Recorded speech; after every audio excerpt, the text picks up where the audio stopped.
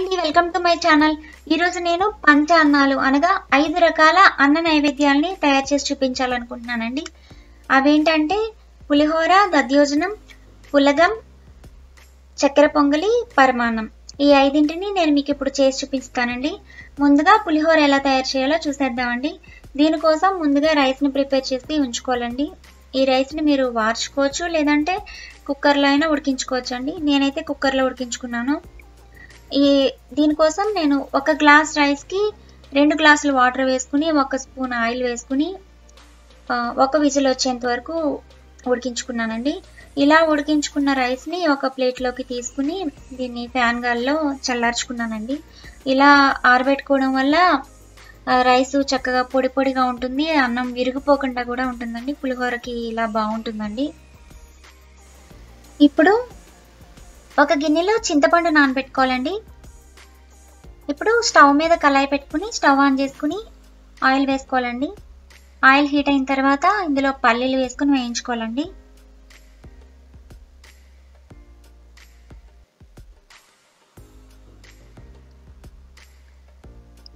ఇందులోనే జీడిపప్పు కూడా వేసుకుని వేయించుకోవాలండి. ఈ 2 బాగా వేగిపోయిన తర్వాత వీటిని పక్కకు తీసేసుకోవాలి. ఇప్పుడు కరివేపాకు, ఎండుమిర్చి కూడా ఫ్రై చేసుకోవాలండి.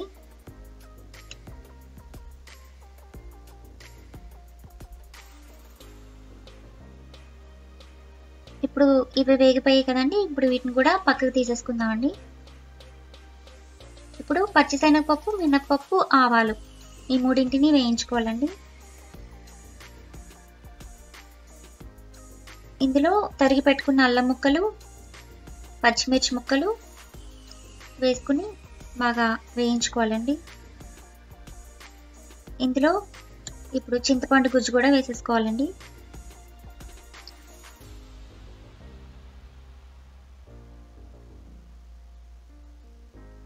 ఇందులో 1½ స్పూన్ సాల్ట్ వేసుకోవాలి. అలాగే 1 స్పూన్ ఆవపిండి, 1/2 స్పూన్ పసుపు కూడా వేసుకుని బాగా కలుపుకోవాలండి. ఇందులోనే 1 టీ స్పూన్ ఇంగు కూడా వేసుకోవాలండి. ఇంగు ఇష్టం లేని వాళ్ళు అవాయిడ్ చేసుకోవచ్చండి. ఇప్పుడు ఈ కూర బాగా దగ్గరికి అయ్యేంత వరకు ఉడికించుకోవాలండి.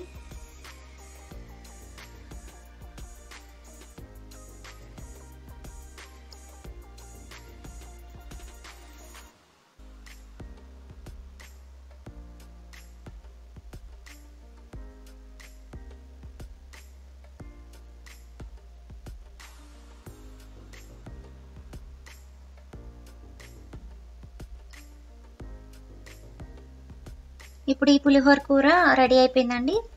ఇప్పుడు రైస్లోకి ముందుగా వేయించుకున్నటువంటి పల్లీలు, జీడిపప్పు, కరివేపాకు, ఎండుమిర్చి, అలాగే ఈ పులిహోర కూర కూడా కావలసినంత వేసుకుని వీటన్నిటిని బాగా మిక్స్ చేసుకోవాలండి.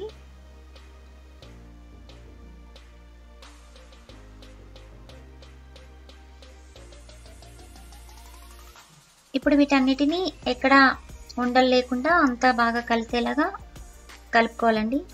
మిగిలిన కూరను కూడా ఫ్రిడ్జ్లో స్టోర్ చేసుకుంటే వారం రోజుల వరకు నిల్వ ఉంటుందండి. ఎప్పుడు కావాలంటే అప్పుడు రైస్ ప్రిపేర్ చేసుకుని పులిహోర తయారు చేసేసుకోవచ్చండి. పులిహోర కూర కలిపేసుకుని రైస్లో. చూడండి, ఇప్పుడైతే పులిహోర రెడీ అయిపోయిందండి. దీన్ని సర్వింగ్ బౌల్లోకి తీసేసుకుందాం. మిగిలిన కూరని ఫ్రిడ్జ్లో స్టోర్ చేసుకోవచ్చండి. ఇప్పుడైతే నెక్స్ట్ రెసిపీ దధ్యోజనం ఎలా తయారు చేయాలో చూసేద్దామండి.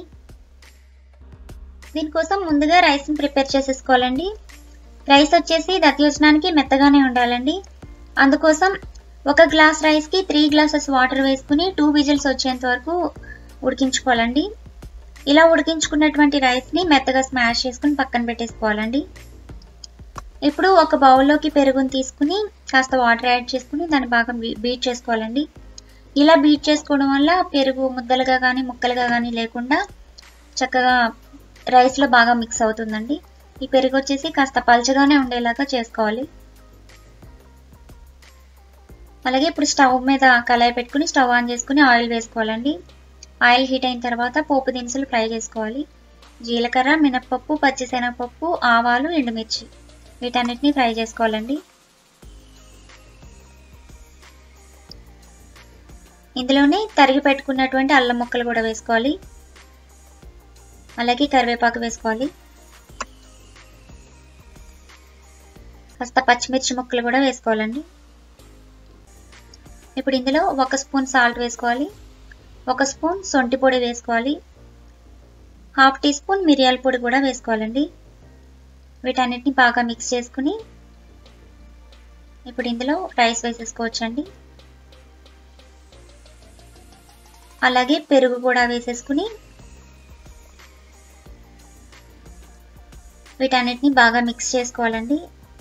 మొత్తం అన్నీ కలిసేలాగా బాగా మిక్స్ చేసుకోవాలి. ఎక్కడ ఉండల్లా లేకుండా స్మాష్ చేసుకుంటూ అంతా మిక్స్ చేసుకోవాలి. చూడండి దధ్యోజనం రెడీ అయిపోయింది. దీన్ని సర్వింగ్ బౌల్లో కూడా తీసేసుకున్నామండి. ఇప్పుడైతే నెక్స్ట్ రెసిపీ పులగం ఎలా తయారు చేయాలో చూసేద్దామండి. దీనికోసం 1 గ్లాస్ రైస్కి 3/4 గ్లాస్ పెసరపప్పు తీసుకుని దీన్ని కడిగేసుకుని పక్కన పెట్టేసుకుందామండి. ఇప్పుడు ఒక కళాయిలోకి 1 స్పూన్ నెయ్యి వేసుకుని నెయ్యి వేడెక్కిన తర్వాత ఇందులోకి కొద్దిగా జీలకర్ర, జీడిపప్పు, కరివేపాకు వేసుకుని ఫ్రై చేసుకోవాలండి.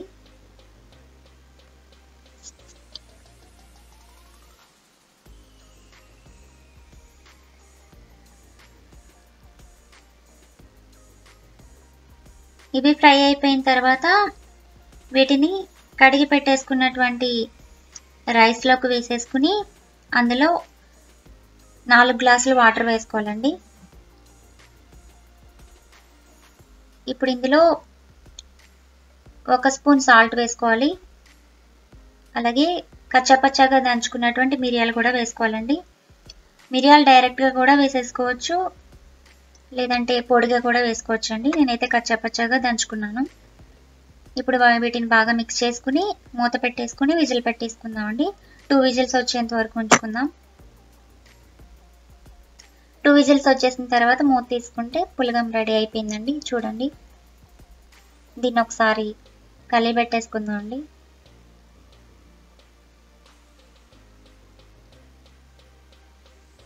వేడివేడిగా పులగం రెడీ అయిపోయిందండి. ఇప్పుడు నెక్స్ట్ రెసిపీ వచ్చేసి పరమాన్నం అండి. దీన్ని తయారు చేసేసుకుందామండి. దీనికోసం ముందు 1 గ్లాస్ రైస్ తీసుకున్నాను, దీన్ని కడిగి పెట్టుకున్నాను. ఇప్పుడు ఇందులో కాచి చల్లార్చినటువంటి పాలు 5 గ్లాసులు యాడ్ చేసుకుంటున్నాను, అలాగే 2 గ్లాసుల వాటర్ కూడా వేసుకోవాలండి. ఈ పాలు వచ్చేసి కాచి చల్లార్చినవి కాబట్టి నేను ఇలా డైరెక్ట్గా రైస్లో వేసేస్తున్నాను. లేదు పచ్చిపాలు తీసుకుంటే కనుక ముందు పాలు మరగబెట్టేసుకుని పాలు మరిగిపోయిన తర్వాత అప్పుడు కడిగిన రైస్ వేసుకోవాలండి. నేనైతే ముందుగా మరిగించుకున్నటువంటి పాలనే వేసుకున్నాను, అందుకు డైరెక్ట్గా వేసేసుకున్నాను. ఇప్పుడు ఈ రైస్ మెత్తగా ఉడికేంత వరకు బాగా ఉడికించుకోవాలండి.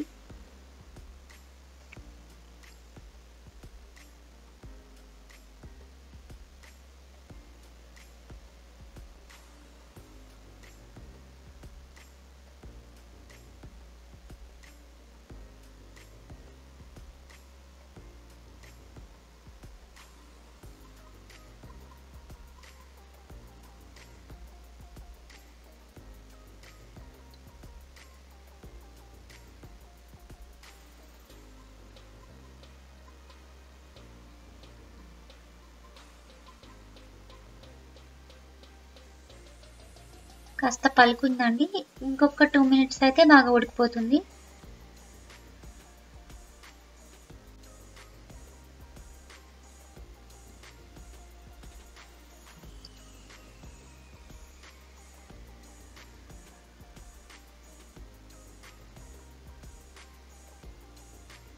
ఇప్పుడు ఇది మెత్తగా ఉడికిపోయిందండి.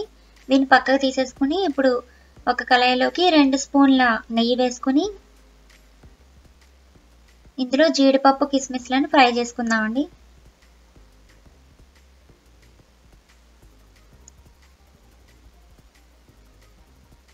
ఇవి ఫ్రై అయిపోయాయి కదండి, ఇప్పుడు వీటిని పక్కకు తీసేసుకుందామండి. ఇప్పుడు ఉడికించుకున్నటువంటి పాలన్నంలోనికి బెల్లం పొడిగా చేసుకుని వేసుకోవాలండి. నేనైతే ఆర్గానిక్ బెల్లం పౌడర్ తీసుకున్నానండి.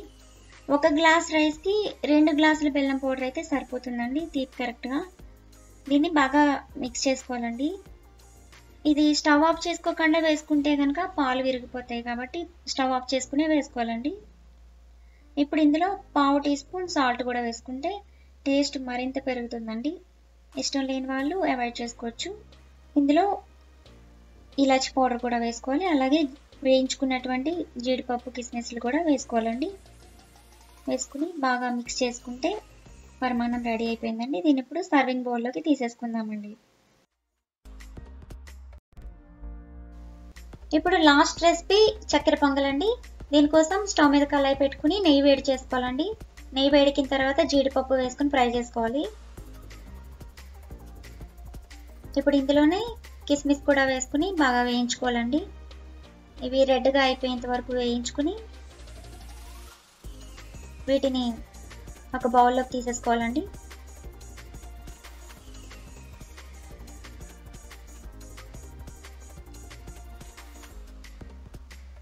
ఇప్పుడు కొబ్బరి ముక్కలను కూడా వేయించుకోవాలండి.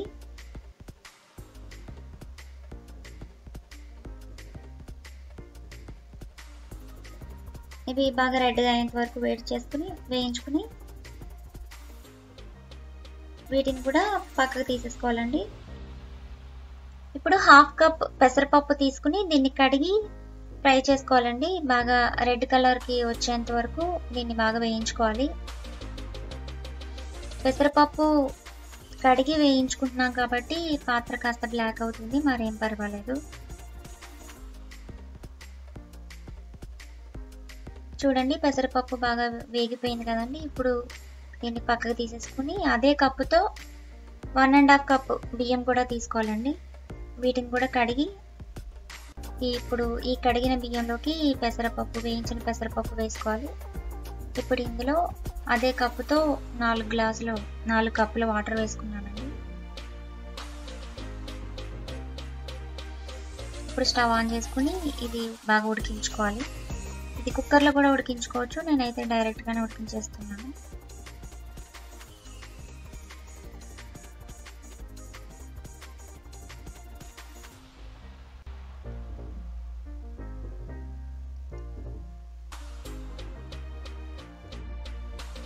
ఇది కాస్త పలుగ్గా ఉంటే మళ్ళీ కాస్త వాటర్ యాడ్ చేసుకోవచ్చు. ఇది కాస్త పలుకుగా ఉడికిందండి. దీన్ని ఇప్పుడు పక్కకు తీసేసుకుని బెల్లం కరిగించుకోవాలండి. మనం ఏ కప్పుతో అయితే పప్పు బియ్యం తీసుకున్నామో అదే కప్పుతో 2 గ్లాసుల బెల్లం తీసుకుని బెల్లం మునిగేంత వాటర్ వేసుకోవాలండి. దీన్ని ఇప్పుడు కరగబెట్టుకోవాలండి. అంటే బెల్లంలో ఏదైనా డస్ట్ ఉంటే అది ఫిల్టర్ చేసుకోవడం కోసం ఇలా చేస్తున్నాను. ఇందాక పరిమాణంలో తీసుకున్నది ఆర్గానిక్ పౌడర్ అండి, ఆర్గానిక్ బెల్లం పౌడర్. అందులో డస్ట్ లేదు కాబట్టి డైరెక్ట్గా వేసేసుకున్నాను. ఈ బెల్లం ఇప్పుడు కరిగిపోయిందండి.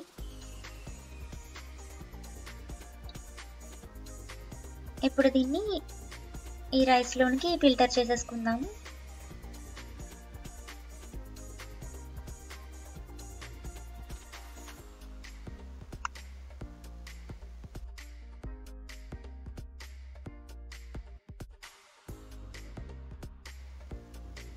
ఇప్పుడు ఇలా పాకం మిక్స్ చేసుకున్నటువంటి రైస్ని మళ్ళీ స్టవ్ ఆన్ చేసుకుని మళ్ళీ ఉడికించుకోవాలండి.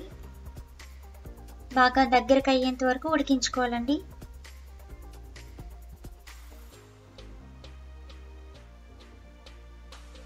పాకం స్టిక్కీగా అయ్యేంత వరకు దీన్ని ఉడికించుకోవాలి.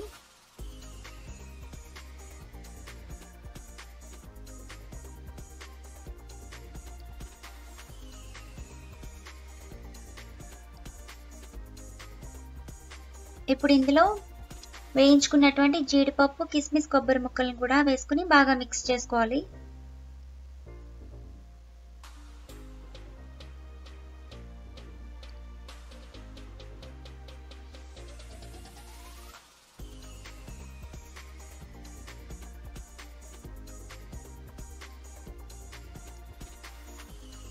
ఇప్పుడు ఇందులో ఇలాచి పౌడర్ వేసుకోవాలండి. వేసుకుని బాగా కలియబెట్టుకోవాలి. ఇందులోనే కాస్త సాల్ట్ కూడా వేసుకోవాలండి, ఒక చిటికెడు టేస్ట్ కోసం.